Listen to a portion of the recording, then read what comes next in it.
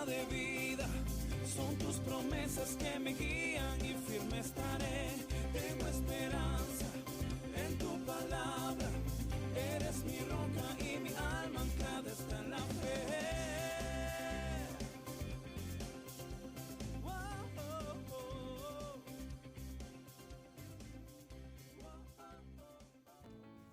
Dios les bendiga a todos, feliz domingo, feliz comienzo de semana, muchas bendiciones, qué bueno verles, qué alegría que podamos compartir juntos en este día.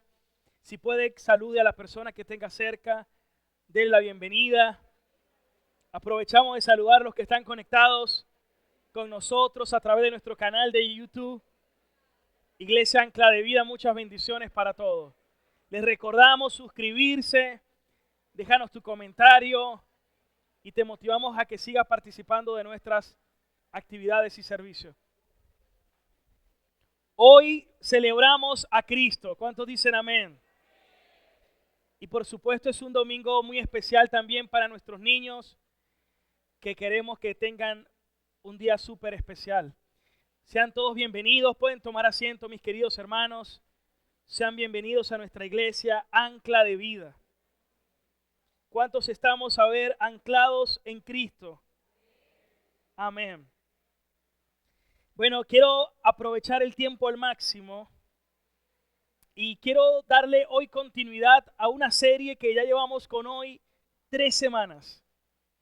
Creo que esta serie está muy vinculada al ser humano y por supuesto también a todo creyente, porque continuamente todo cristiano está sometido muchas veces a la aflicción, al dolor, a los padecimientos y también al sufrimiento.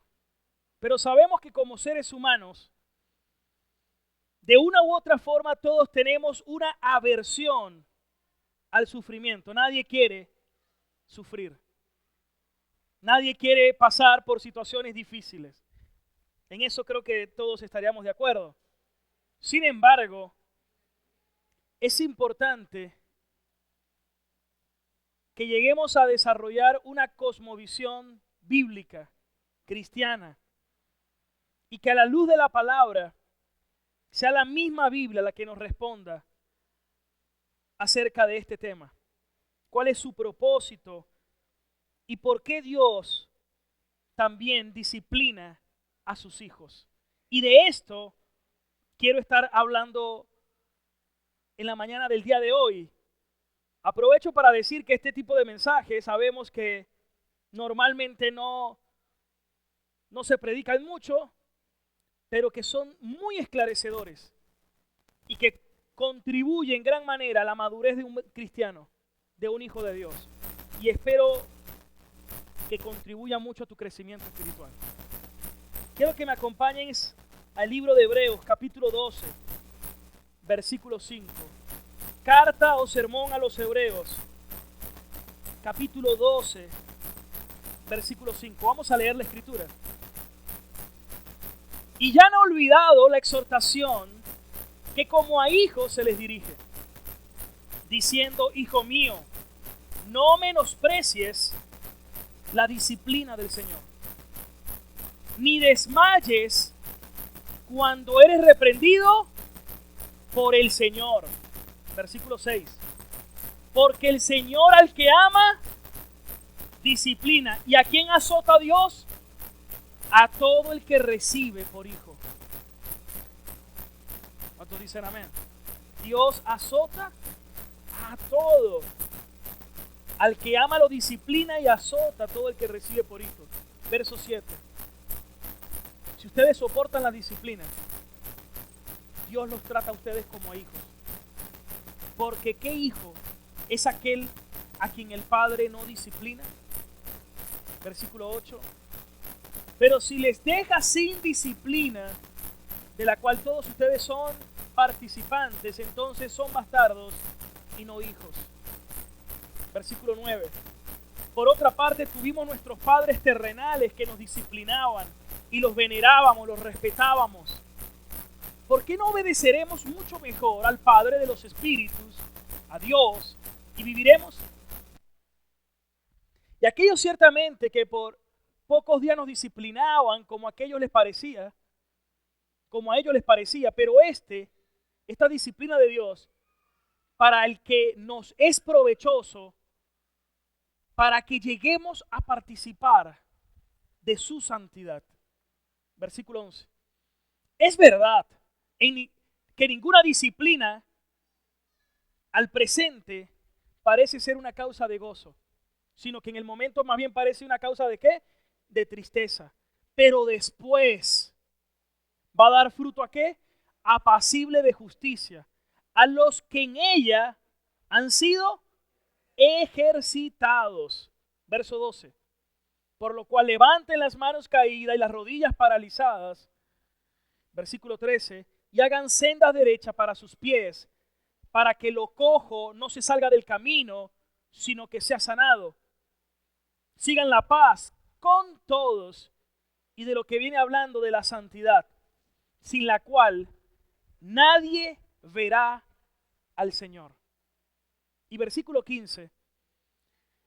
Miren bien, no sea que alguno deje de alcanzar la gracia de Dios, que brotando alguna raíz de amargura los estorbe, y por ella muchos sean contaminados. Hoy quiero compartir un tema dentro de esta serie que lleva como título El gimnasio de Dios. A ver, ¿cómo se llama el mensaje de hoy? El gimnasio de Dios. Quiero hacer una aclaratoria, y es que esta prédica tomé mucho de un predicador. Este predicador fue un pastor y fue médico, y vivió en el siglo pasado, a comienzo y a mediados del siglo pasado, y es Martyn Lloyd-Jones. Ahí tienen una foto en el año 69 acerca de este reverendo, este pastor, Martyn Lloyd-Jones. Y él habló en uno de sus libros llamado La depresión espiritual acerca de este punto. Y él lo llamó el gimnasio de Dios. Por lo cual voy a desarrollar este punto en esta mañana. Amén. Martyn Lloyd-Jones decía lo siguiente. Vamos a verlo en una lámina, creo que hicieron esta lámina. Él decía esto: la mayor preocupación de Dios por nosotros no es en primer lugar nuestra felicidad, porque algunos cristianos creen que lo que Dios está más interesado en una persona es su felicidad. Quiero comenzar esta prédica desilusionándote, porque no es así. Por supuesto, alguien dirá: pastor, no me gusta cuando me desilusionan, pero creo que la desilusión es favorable, porque es simplemente quitar algo que no era cierto, era una ilusión, y te la estoy quitando. Te estoy diciendo la verdad. Y la verdad es que la mayor preocupación de Dios por nosotros no es en primer lugar nuestra felicidad, sino nuestra santidad. Por el gran amor que nos tiene, ha determinado que lleguemos a la santidad, y con ese fin usa los más variados medios. Yo creo que esa frase que ves allí son de esas frases que hay que leerla, releerla, meditarla. Si quieres tomarle una foto, puede que hoy no la entiendas. No importa que no la entiendas hoy. Llévatela y dentro de un mes vuelve a pensar en ella. Seguramente ha madurado un poco más. Hay enseñanzas que son como un racimo de plátanos. Te lo montas en la espalda y puede que no estén maduros, pero en el tiempo se van madurando. Hay enseñanzas que la vas entendiendo en la medida que va pasando el tiempo. Por el gran amor que nos tiene, por eso Dios procura nuestra santidad. Y por eso Él ha determinado que lleguemos a esa santidad y se vale para lograr ese fin de distintos y variados medios que deseo exponerlo durante el mensaje el día de hoy.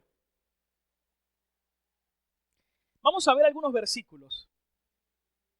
Por ejemplo, leamos Primera de Tesalonicenses 4:3. Mire cómo dice, muchas personas a veces se preguntan, Dios, ¿cuál es tu voluntad para con mi vida? Algo que tenemos claro de la voluntad de Dios para nosotros es la voluntad de Dios, es tu santificación. Dios quiere que te santifiques. Y una de las cosas que más debería motivar nuestras decisiones en la vida debería ser nuestra santificación. Yo creo que una de las cosas que más motiva nuestras vidas es la comodidad. Hacemos grandes esfuerzos a diario por vivir más cómodos. Siempre queremos avanzar para estar más cómodos. Pero ¿saben qué Dios más quiere avanzar en ti? En la santificación. Y por eso, aun cuando tú vas en aras de la comodidad, Dios va en aras de tu santidad. Y muchos terminan más incomodados por Dios que antes. A lo mejor alguien dice, sí, mis últimos meses, semanas, años han sido bastante incómodos. Dios está más interesado en tu santidad que cualquier otra cosa. Mira cómo dice Efesios 1:4. Según Dios nos escogió en Él antes de la fundación del mundo. ¿Con qué razón? O sea, ¿para qué Dios me escogió desde antes de la fundación del mundo? ¿Para qué Dios me escogió desde antes? Para que yo fuese santo y sin mancha delante de Él. Ahora, esto es bien interesante y muy importante que lo podamos comprender. Ahora, ¿por qué Dios quiere que seamos santos? Esa es una muy buena pregunta. ¿Por qué Dios quiere que seamos santos?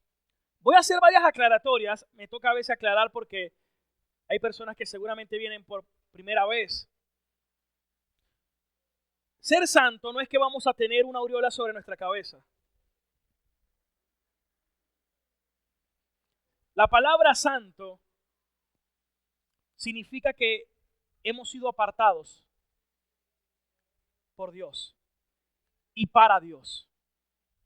Apartado es que, imagínense distintos vasos y Dios dijo, este vaso es mío y nadie más va a beber en él. Nadie más puede tocar este vaso.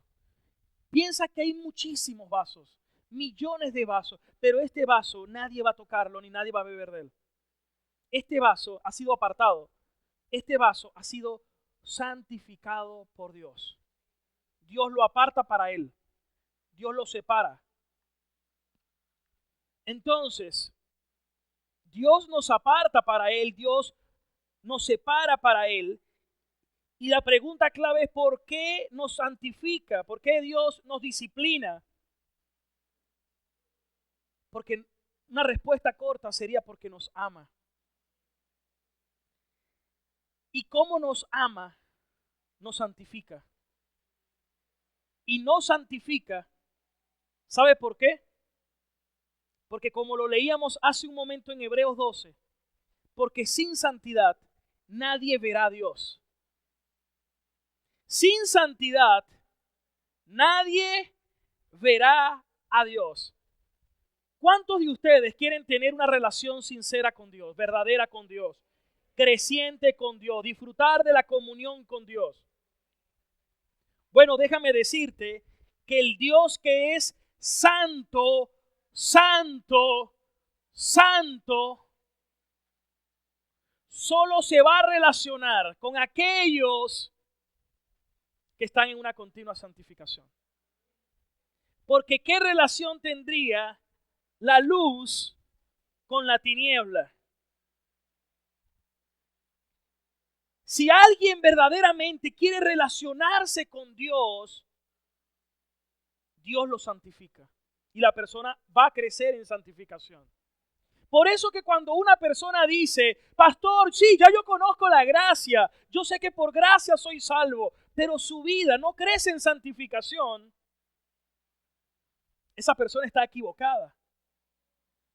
Porque la verdadera gracia que te salva también te santifica, te transforma. La pregunta clave es, ¿por qué Dios nos ha dado el Espíritu Santo? Algunos malentienden esto y dicen, bueno, sí, yo siento el Espíritu Santo, se me paran los pelos. Otros, no, mira cómo tiemblo o me caigo. Hermano, la santidad o la presencia del Espíritu no es para eso. La presencia del Espíritu Santo en una persona es para que cada día crezca en santificación, porque Él es el Espíritu que nos santifica y que nos transforma cada día a la imagen de Cristo. ¡Aleluya! Él nos da de su Espíritu y dice la Escritura que quien comienza la buena obra, Él mismo la va a perfeccionar. Dios no va a dejar esto inconcluso. El Espíritu Santo produce en nosotros el querer como el hacer, por su buena voluntad. Entonces debemos comprender que para yo relacionarme con Dios necesito crecer en esa santificación y voy a crecer en esa santificación, por eso me ha dado su Espíritu. Por eso dice el Salmos 15, ¿quién estará en el monte de Dios? Los de manos limpias y los de puro corazón.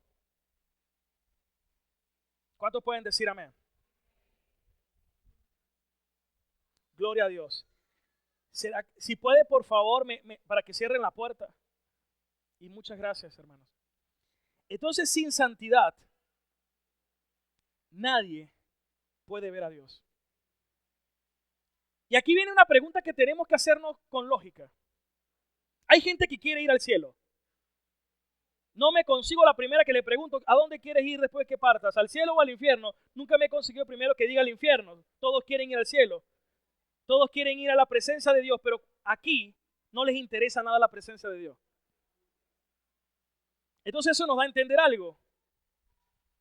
¿Cómo es que tú dices que quieres ir a la presencia de Dios cuando tu vida no refleja que quieres vivir en la presencia de Dios? Hermano, no nos engañemos a nosotros mismos. Sé que esta palabra es una exhortación. Porque si volvemos a Hebreos 12:5, el escritor de los Hebreos dice, ya han olvidado la exhortación que como a hijos se les dirige. Y es porque los cristianos de esta época están mal formados y por eso muchos están confundidos, muy inmaduros, y otros por supuesto no han nacido ni siquiera, pudiésemos decir que muchos ni siquiera han conocido a Dios. ¿Por qué? Porque nos malacostumbraron con eso de, si tú vas a una librería cristiana, te venden una cajita que llaman las promesas. Entonces tú abres la cajita, mira, toma, esta promesa es para ti. Y algunos se conforman la vida cristiana así. Otros con las píldoras de la mañana, el cafecito de la mañana, o un versículo, un devocional corto y ya cumplí. Eso no te hace crecer. Pero ¿cuántos cristianos también dicen, pastor, es que a mí me encanta, es el Salmo 23? Ese pasaje es para mí. El Salmo y el 91. El Salmo 23 y el Salmo 91. Ajá, ¿y qué pasa con el Salmo 1, 2, 3, 4, 5, 6, 7, 8? ¿Y qué pasa con Génesis, Éxodo, Levítico, Número, Deuteronomio, Josué, Jueces, Ruth, 1 y 2 de Samuel, 1 y 2 de Reyes, 1 y 2 de Crónica, Edra, Nehemías, Esther, Job, Salmos, Proverbios, Eclesiastés, Cantar? ¿Qué tal con todos esos? Entonces yo digo, no, me quedo con esto porque esto es lo que a mí me gusta y lo demás lo obvio. No me interesa lo demás. No me interesa a Dios. Me quedo con lo que me gusta de Él y lo demás no me importa.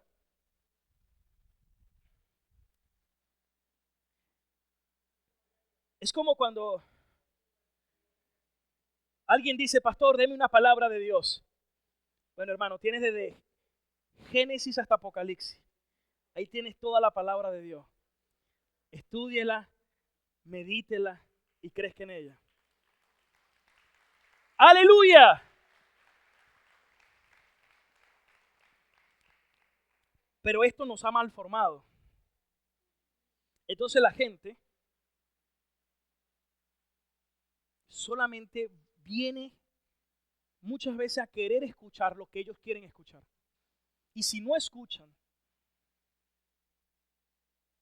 lo que ellos quieren escuchar, entonces se van. Y van a buscar una iglesia y la van a encontrar. Hay muchísimas que van a darle el mensaje que ellos quieren escuchar. Pero un mensaje que muchas veces te lleva a la perdición. Hermanos, aquí nos está dando una exhortación. ¿Ya han olvidado la exhortación que como a hijos se les dirige? Porque así como hoy estamos en la generación de cristal, eso también ha penetrado, ha permeado en la iglesia. Y hoy en día hay cristianos de cristal que cualquier cosita se hieren, se duelen, no vuelven. Inmaduros espiritualmente. Cuando aquí dice, hijo mío, no menosprecies la disciplina del Señor. Una forma de menospreciar la disciplina del Señor es hacer caso omiso, es no exponerme a ese tipo de enseñanza, no mostrar interés, entre otras.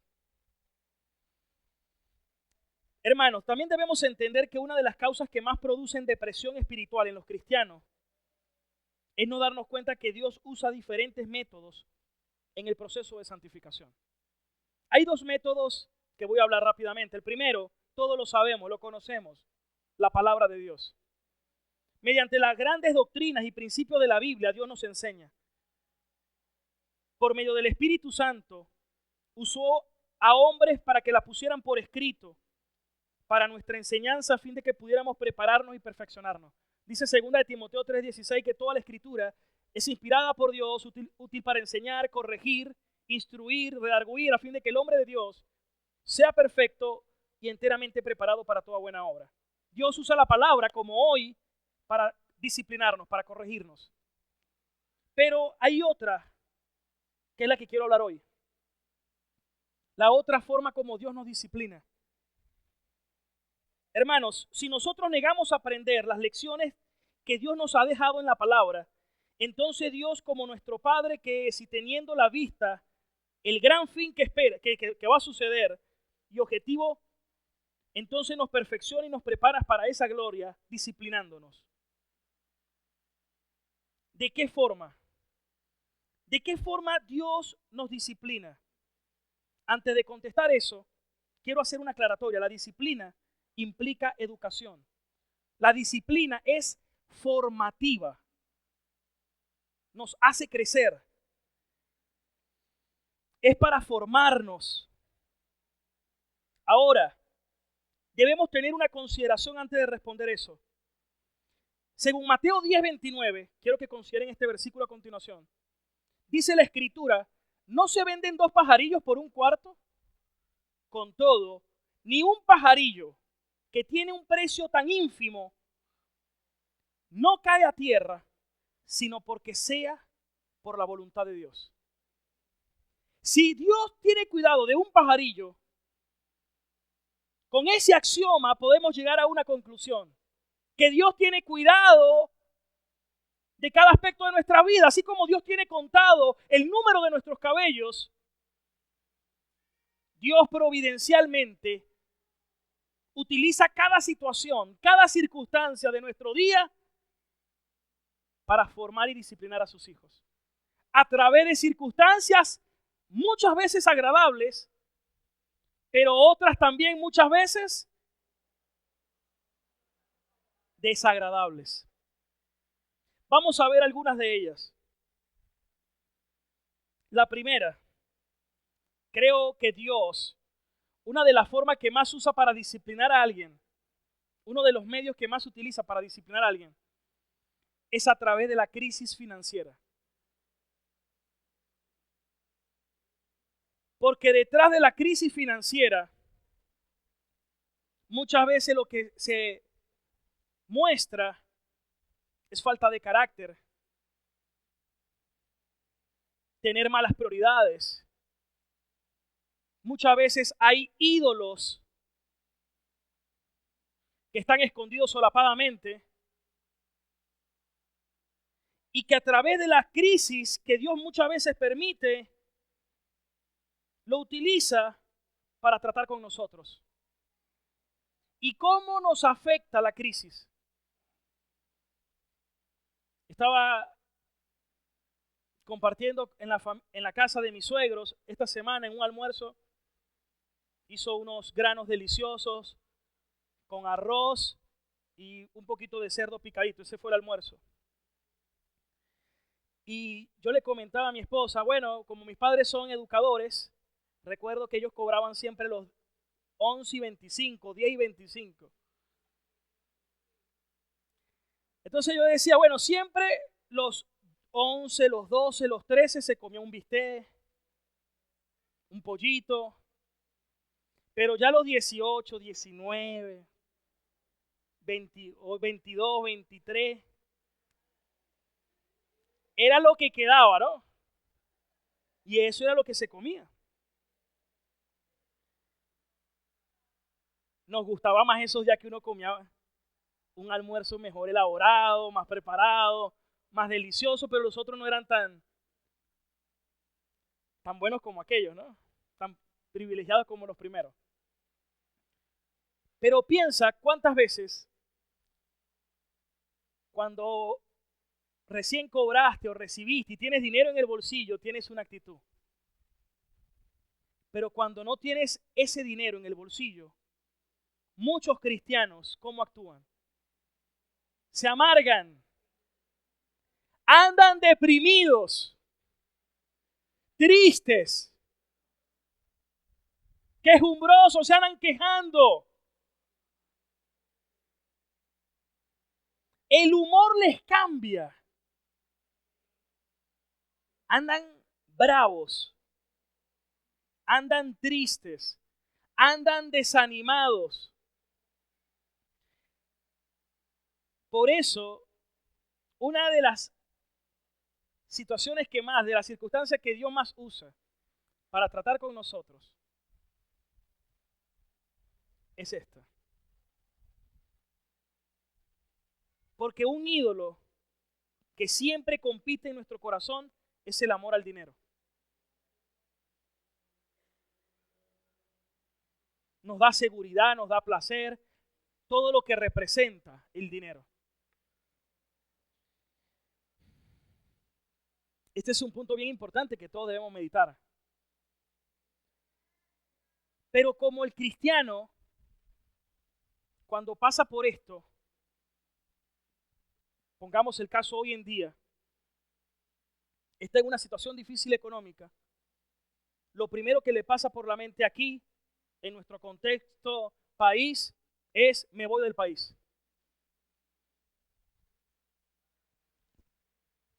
Porque ya es lo común. Y como todos lo hacen, yo también lo hago. Y yo no soy un apologeta de que si alguien se quiere ir o no se quiere ir a defender que por qué o no, eso no me compete a mí. Y decidí un día, nunca tomé la decisión firme de no impedirle a nadie nada, ni forzar a nadie nada. Tomé esa decisión por temor a Dios. No era así al principio, por el mismo temor de Dios. Pero lo primero es que la persona prefiere salir, se mueve, pero no entiende que posiblemente también, si eres cristiano, Dios va a utilizar eso para disciplinarte. Y antes de preguntarse primero, ¿cuántas veces hemos tomado malas decisiones? ¿Cuántas veces actué desesperadamente? ¿Cuántas veces no nos hemos planificado bien o no hemos trabajado como debemos hacerlo? Antes de hacernos cualquier otra pregunta, es lo primero que se toma. Muchas veces ni siquiera se toma en cuenta la familia. Muchas veces ni siquiera se toma en cuenta, y ojo, estoy hablando de un término espiritual, porque algunos dicen, no, lo hago por mi familia. Sí, pero muchas veces terminan sacrificando familia. ¿Y cuántos casos tenemos en la iglesia? Familias separadas que terminaron divorciándose muchos, afectando a sus hijos. Y en otros casos, algunos tomaron decisiones apresuradas que después algunos lamentaron. Porque el hombre le gusta sentirse autosuficiente. El hombre no le gusta sentirse que depende de Dios. Y entonces a la primera va a tomar esa decisión. Hermanos, esto lo digo, y lo digo con temor de Dios, porque a donde igual al final vaya, si Dios lo va a disciplinar, lo va a seguir disciplinando. Y donde esté, lo va a seguir disciplinando. La gente cree que puede escapar de la disciplina de Dios. No, se va a encontrar con otras disciplinas. Y muchas veces lo que denota es que las luchas que tiene aquí cuando está en otro lugar se siguen viendo, pero en otro contexto. Y muchas veces hasta en otros niveles.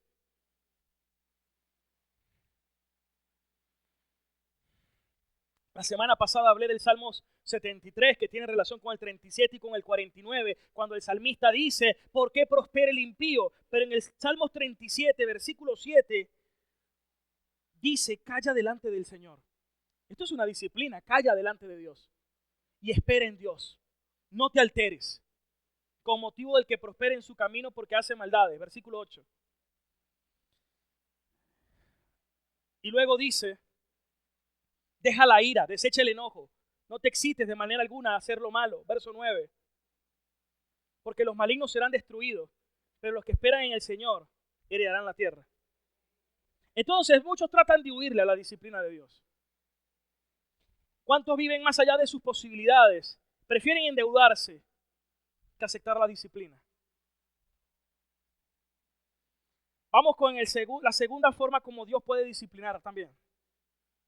Quiero ser muy respetuoso y quiero decir que no es la única razón por la cual alguien va a pasar por esto.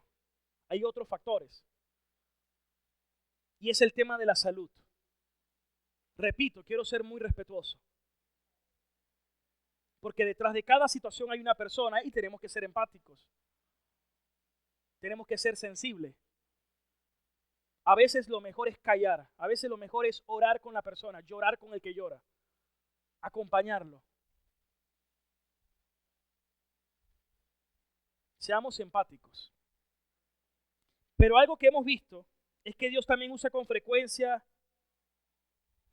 la salud con una enfermedad para tratar con alguien. Y aquellos que dicen, los cristianos no se deben enfermar, es porque conocen poco de la Biblia. Esa es la razón. Vamos a ver, por ejemplo, 1 de Corintios 11:30. Y vamos a leerlo en la Nueva Versión Internacional. El apóstol Pablo dice lo siguiente: por eso hay entre ustedes débiles y enfermos, incluso varios han muerto, dice Pablo. Versículo 31. Si nos examináramos a nosotros mismos, no se nos juzgaría. Pero si nos juzga el Señor, ¿qué dice? Nos disciplina para que no seamos condenados con el mundo. Dios muchas veces va a utilizar la enfermedad para disciplinarnos. Escuchen esto, me pasó hace varios años. Un hermano que era pastor, solo que había dejado de pastorear, estaba sufriendo de una enfermedad de la próstata. Y estaba sufriendo realmente.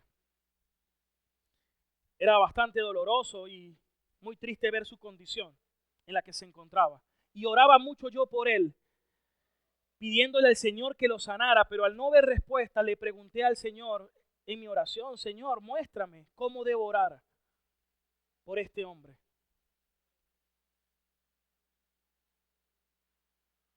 Al siguiente día, él me llama, estando en cama: pastor, quiero que venga a visitarme. Me pareció providencial que me haya llamado, más cuando la noche anterior le había hecho esa petición a Dios. Y me pidió que fuera a visitarlo. Acudí a visitarlo y ese día él me dijo: quiero decirle algo que nunca le había dicho a nadie. Quiero decirle por qué sé que estoy pasando por esto.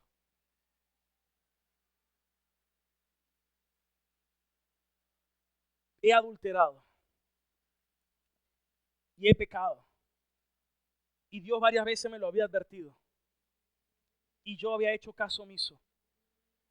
Lo que quería era ocultar mi situación.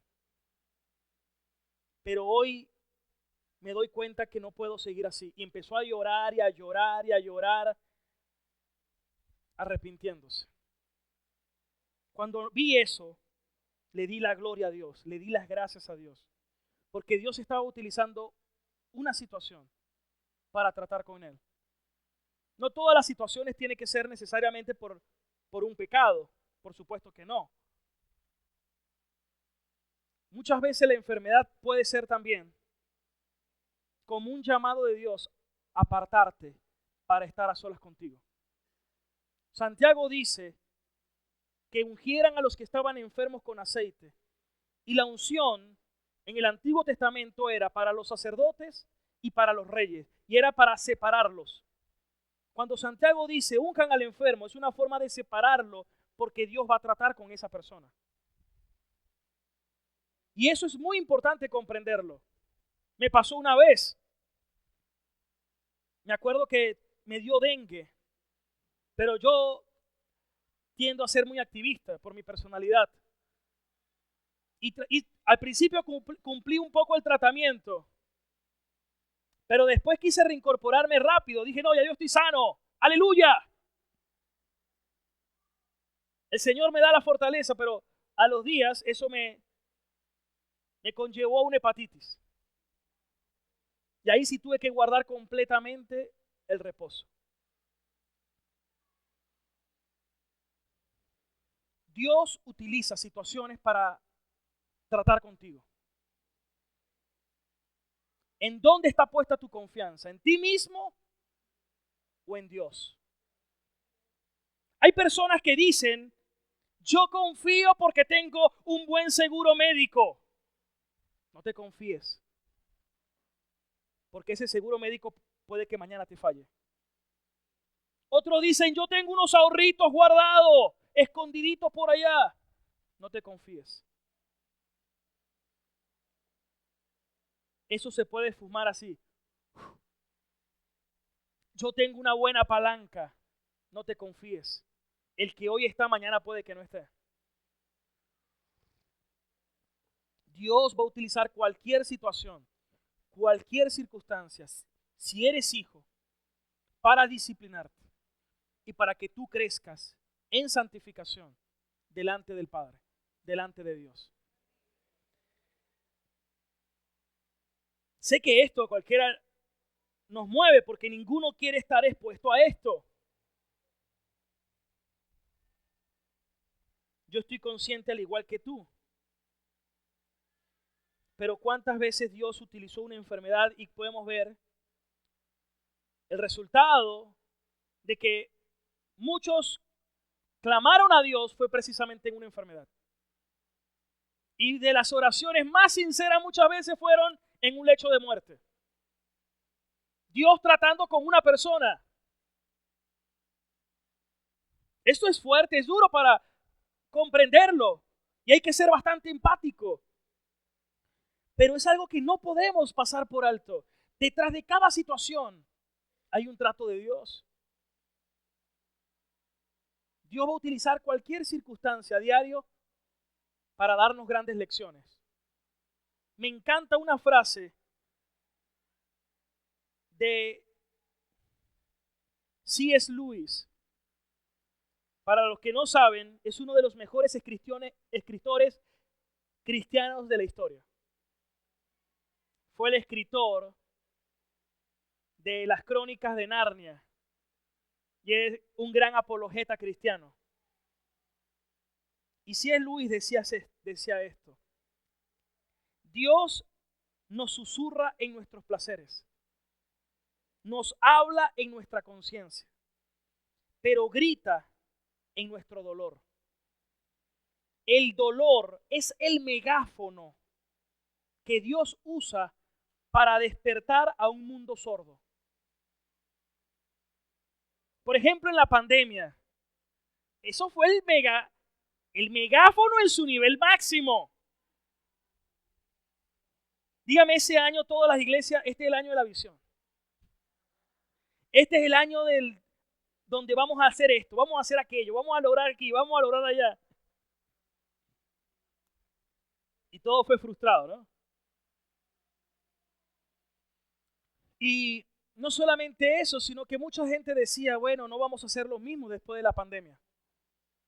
¿Cuántas veces escuchamos esa frase? Hermanos, si salimos de la pandemia y no aprendimos nada, o no aprendiste nada, es muy terrible. Que hayas sido expuesto a un nivel de disciplina y que no hayas aprendido.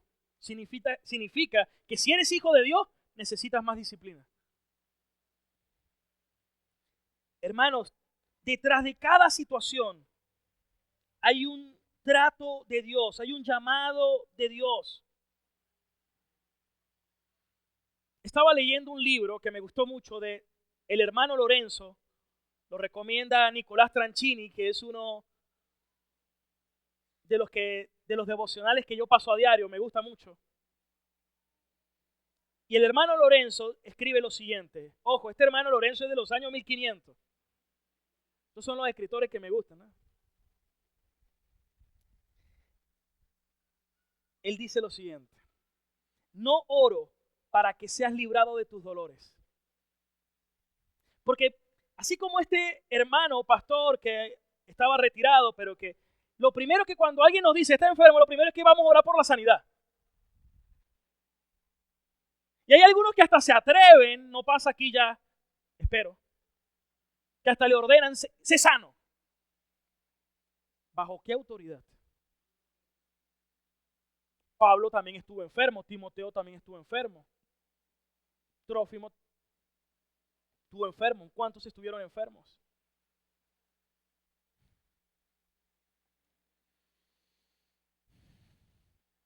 Entonces, debemos primero orar conforme a la voluntad de Dios.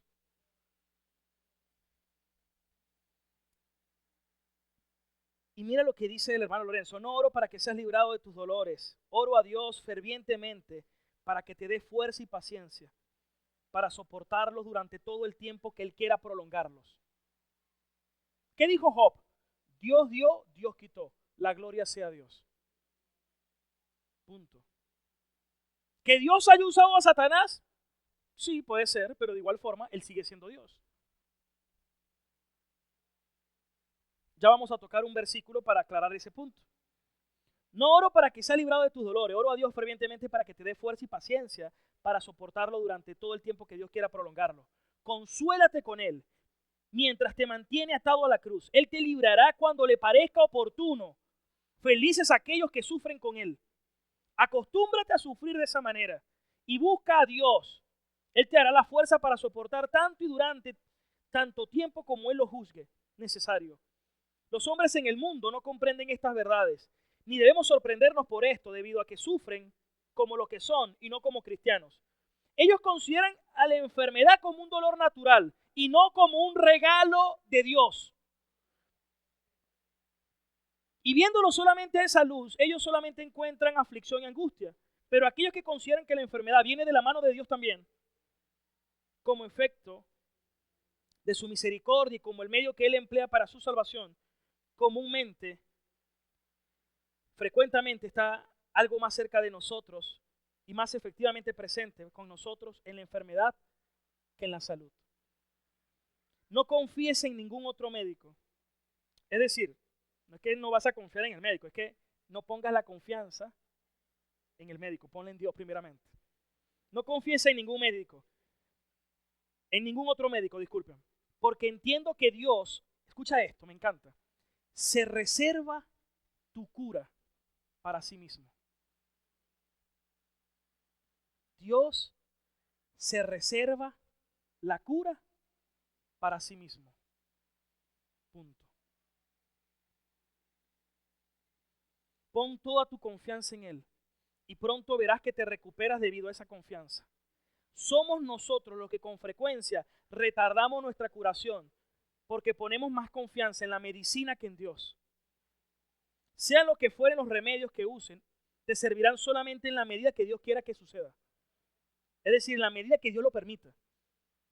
Es decir, la medicina será tan efectiva como Dios decida que sea efectiva.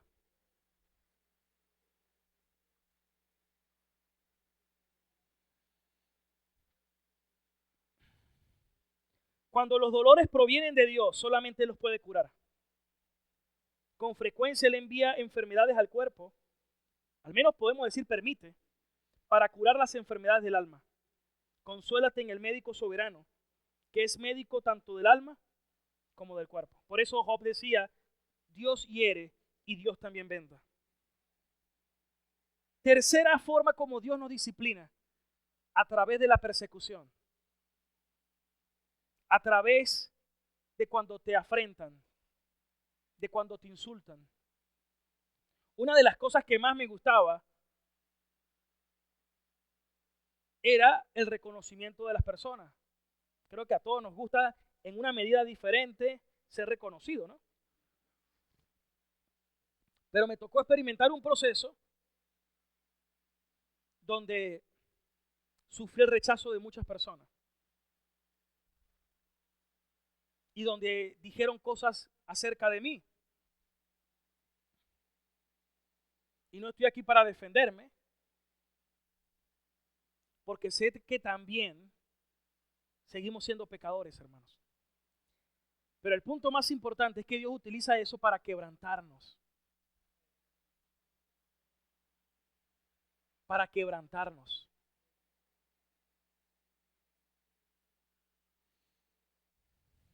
Otra también, como Dios nos disciplina, es cuando parece que Dios nos ha dado la espalda. En el libro de Oseas, capítulo 5, verso 5, dice, la soberbia de Israel lo acusará en su misma cara. Israel y Efraín tropezarán en su pecado. Judá también tropezará con ellos. Con sus ovejas, versículo 6, y sus vacas andarán buscando al Señor, pero no lo encontrarán, porque Dios se ha apartado de ellos. Va a haber situaciones en nuestras vidas donde vamos a sentir que Dios se ha apartado de nosotros, como que si Dios no nos oyera.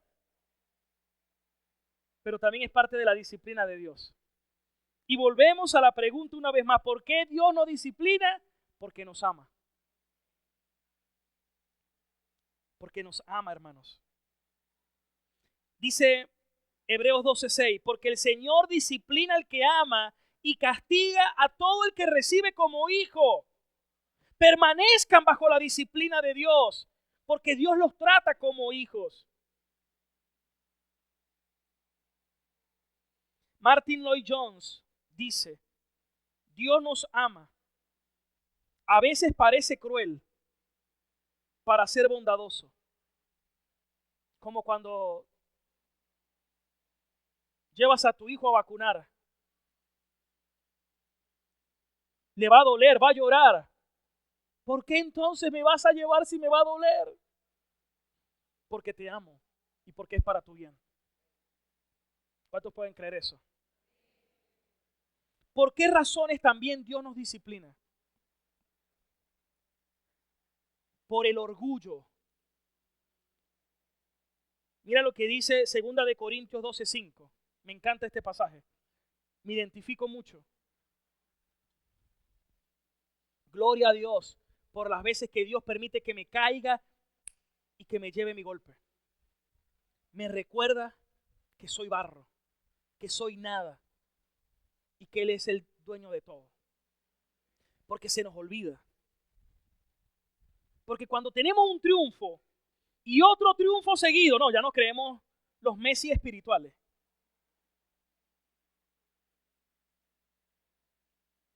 No, sí, Dios y yo soy su instrumento en sus manos. Y Dios va a permitir golpes, caídas, situaciones para recordarnos. Dice Pablo, de tal manera me gloriaré, pero de mí mismo en nada me voy a gloriar, sino en mis debilidades. Sin embargo, si quisiera gloriarme, no sería insensato, porque diría la verdad, pero lo dejo para que nadie piense de mí más de lo que en mí ve u oye de mí. Y para que la grandeza de las revelaciones no me exaltase desmedidamente, me fue dado un aguijón en mi carne, un mensajero de Satanás. Dios, en su soberanía, permitió que un mensajero del diablo abofeteara a Pablo. Hasta Satanás le sirve a los propósitos de Dios. Nabucodonosor le sirve a los propósitos de Dios. Ciro le sirve a los propósitos de Dios. Hasta los gobernantes más impíos le sirven a los propósitos de Dios. Cuando Dios quiere disciplinar, por ejemplo, a una nación, los va a disciplinar. Pero siempre debemos recordar que estamos no en las manos de ningún hombre. Estamos siempre en las manos de Dios. ¿Cuántos dicen aleluya?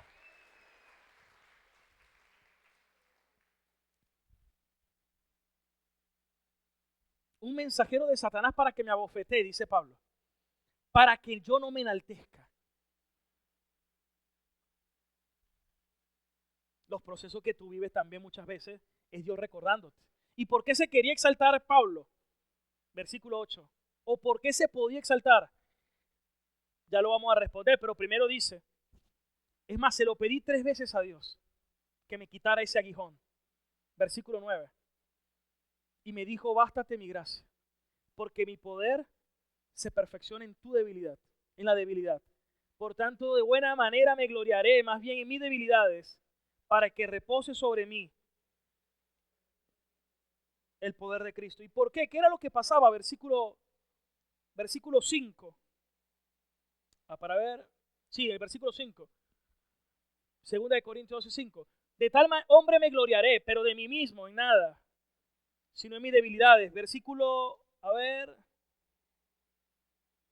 Bueno, en ese pasaje, Pablo dice que él había sido llevado al tercer cielo y que vio cosas que ningún hombre ha visto ni había oído.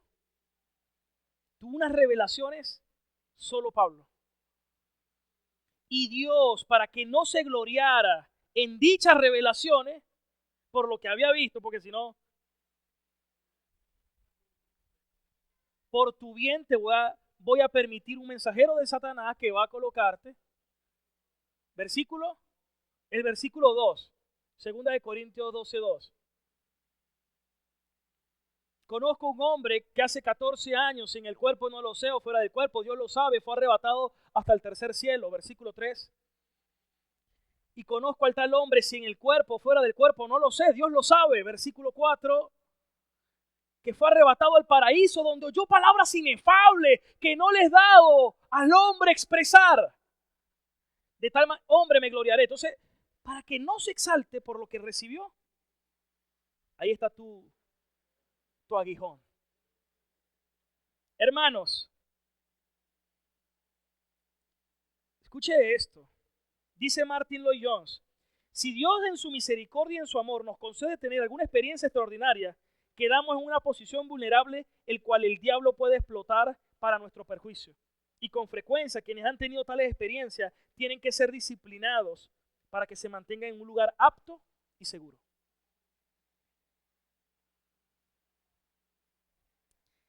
¿Qué les parece eso del orgullo? ¿Por qué otra razón Dios no disciplina? Por el exceso de autoconfianza. Mire, toca depender de Dios a cada momento. Hay veces que yo me preparo mucho y hoy va a ser un domingo espectacular. Y a veces pasan situaciones, a veces el cansancio, a veces una situación, La otra vez hubo alguien que dijo unas palabras antes que yo pasara y solamente escuchar lo que estaba diciendo yo decía, Dios mío, ¿cómo va a decir eso? Y me perturbó toda la prédica. Quiero yo que me perturbe de ninguna manera, pero me perturbó. Hay cosas que a veces te perturban, que te hacen, que te afectan. A veces yo estoy ahí y me dan unas noticias que yo digo, ¿cómo no me la pueden dar 2 horas después? Porque a veces eso, hay cosas que, si yo estoy aquí y me dan una noticia, me va a perturbar lo que estoy compartiendo. Si es una noticia fuerte, ¿no? Y a veces he visto tantas situaciones que Dios puede utilizar para yo decir, Señor, abusé de confianza hoy. Debo prepararme, indiscutiblemente. Pero mantener ese equilibrio no es fácil. Porque vuelvo y repito, cuando sentimos que tenemos éxito en algo, nos llenamos de nuestra propia confianza. ¿A cuánto les ha pasado? Con las cosas de la vida, a mí me gustan las cosas que estén bien, ordenadas. Pero mire cómo Dios trata con uno. Tuve una moto, o tengo una moto, 3 meses, duró 3 años, 3 años feíta. Y a veces me tocaba andar en moto. Entonces la gente veía la moto y casi que sentían compasión del pastor. Y yo, bueno, está bien. Y a veces la moto me dejaba mal también. Entonces, voy a ponerla bonita, la voy a pintar. Basté que la pintara. Y a los días viene una vecina, pum, y me la tumba. No la vuelve a tratar de... Luego viene otro mecánico y me la tumba también.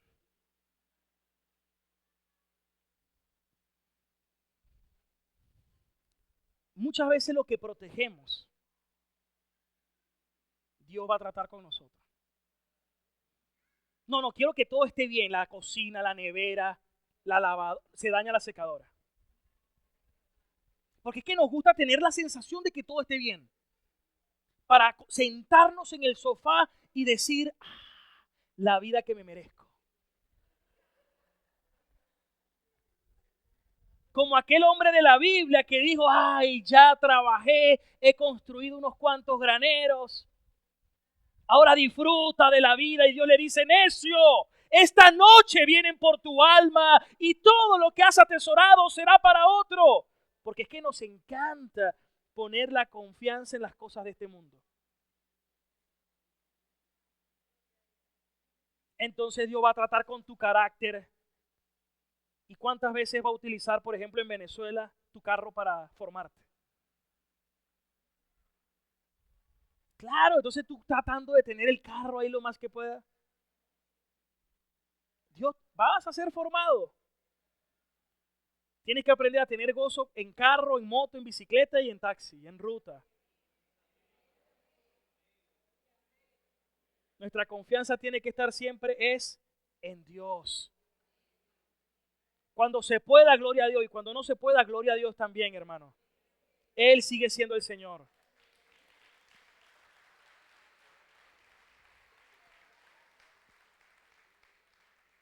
Dios nos va a disciplinar. Dios nos va a disciplinar cuando también el mundo nos atrae. Porque sucede como las ranas. Si usted mete una rana en una olla hirviendo, ella va a salir. Hay un choque inmediato y sale. Pero si usted pone la rana en una olla, temperatura ambiente, ya está cómoda, y le pone la candela y se va calentando, ella se va adecuando. Y se calienta y más se adecúa, y cada vez más, y cada vez más, y cada vez más, hasta que muere. Así pasa con la tentación. No se te va a presentar así abruptamente, sí, ya me aparté, no. Poco a poco. Así es el mundo. ¿Qué cosas antes eras más radical que hoy en día has otorgado concesión? Antes veías ciertas cosas y de una vez lo quitaba. Hoy te permites concesiones. Antes durabas un domingo sin venir a la iglesia y decías, no, porque es el día del Señor y ese día está consagrado a Dios y yo debo congregarme. Hoy pueden pasar 3 meses y todavía no te hace falta. Estás como la rana. en cualquier momento, hasta ahí llegó la rana. Por eso Dios, en su misericordia, va a optar por la disciplina. O cuando nos sentimos demasiado cómodos,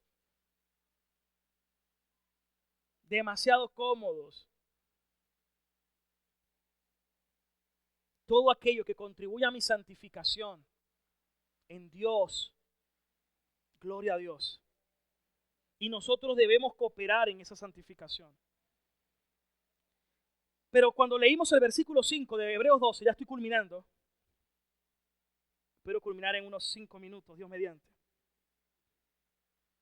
Dice, no menosprecies la disciplina, ni te desanimes cuando seas reprendido por el Señor.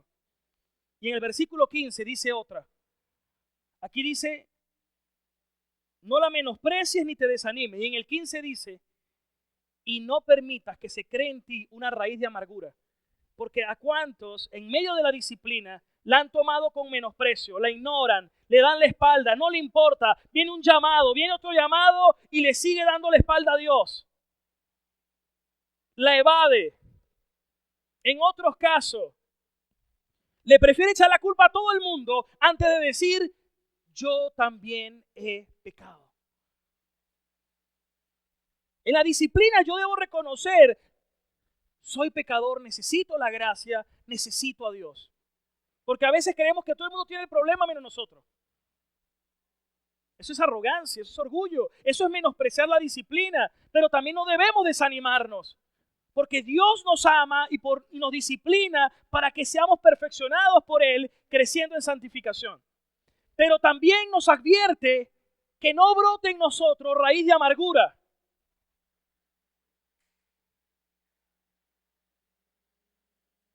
Podemos llegar entonces a una conclusión. Ante todo, deberíamos comportarnos como hijos adultos y no como bebés, como dice, no como niños. No olviden la exhortación que como hijos se le ha dado. Ni olviden las palabras de aliento. Por eso yo necesito ir a Dios y a su palabra cada día.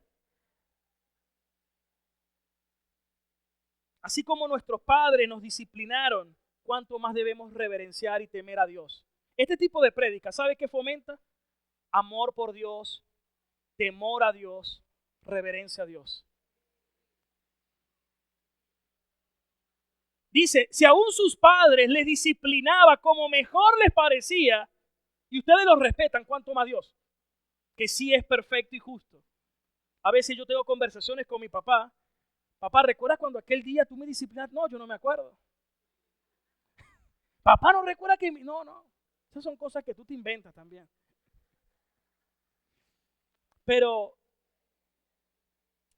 aún si ellos nos disciplinaban y hoy nosotros los respetamos y estamos agradecidos, hermanos, mejor actitud también tenemos que tener con Dios. Y amarlo y respetarle. Pero aquí viene un punto importantísimo.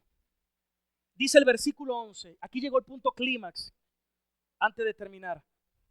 Pero en verdad que ninguna disciplina en el presente parece causa de gozo, sino al principio de tristeza, pero después produce un fruto apacible, de justicia, a los que en ella han sido ejercitados. ¿Y sabe qué significa la palabra ejercitado en griego? Es gimnazo. ¿Y sabe cómo se traduce gimnazo? Gimnasio.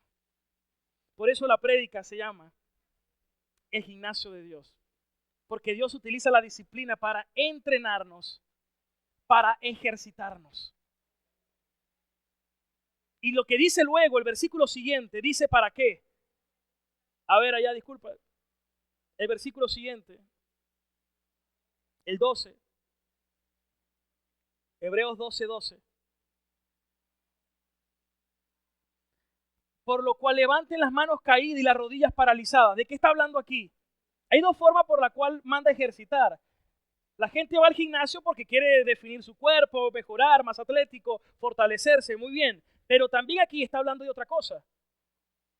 Por ejemplo, hay hermanos que uno se cayó de un segundo piso, por ejemplo, Jonel o Jairo y Carmen que se cayeron de una moto. Después que el traumatólogo lo ve, los va a mandar a terapia.